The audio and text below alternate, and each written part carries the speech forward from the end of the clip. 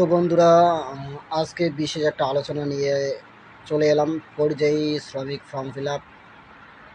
আমরা যারা নিজের রাজ্য থেকে অন্য রাজ্যে বা অন্য জায়গায় কর্মে যুক্ত আছি, হুম, তো আমাদের পশ্চিমবঙ্গ সরকার তথা মাননীয় মুখ্যমন্ত্রী যে মন্তব্য করেছেন পরিযায়ী শ্রমিকদের প্রতি মাসে 5,000 টাকা করে দেওয়ার জন্য।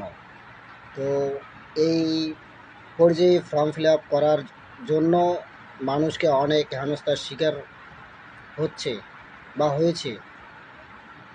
এবং এই ফর্ম ফিল আপ করার জন্য অনলাইন দোকানরা কারো কাছে 100 টাকা, কারো কাছে 150 টাকা, কারো কাছে 200 টাকা করে এভাবে নিচ্ছে এবং তাদের ইনকাম হচ্ছে।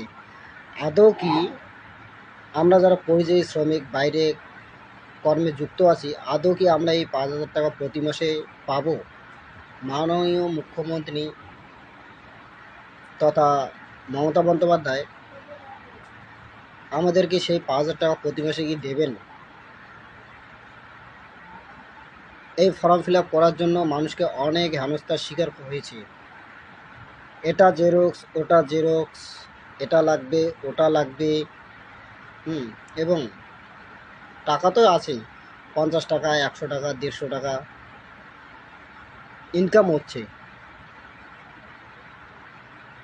তো বন্ধুরা, যারা যারা আমার এই ভিডিওটি দেখছো, তো অবশ্যই কমেন্টের মধ্যে বলবে আদৌ কি আমরা যারা পরিযায়ী শ্রমিক আছি, আদৌ কি প্রতি মাসে আমরা 5,000 টাকা করে পাবো? মাননীয় মুখ্যমন্ত্রী কি দেবেন, নাকি ভোটের আশার তাগিদে এই প্রকল্পটি খুলেছেন? যারা যারা আমার এই ভিডিওটি দেখছো, অবশ্যই কমেন্ট বক্সে কমেন্ট করবেন। আদৌ কি এই পরিযায়ী শ্রমিক প্রতি মাসে কি 5,000 টাকা করে পাবেন?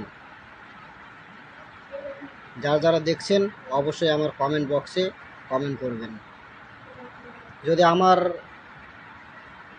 ফেসবুকে নতুন হয়ে থাকো, তো আমাকে ফলো করে কমেন্ট করে জানাবে মন্তব্য।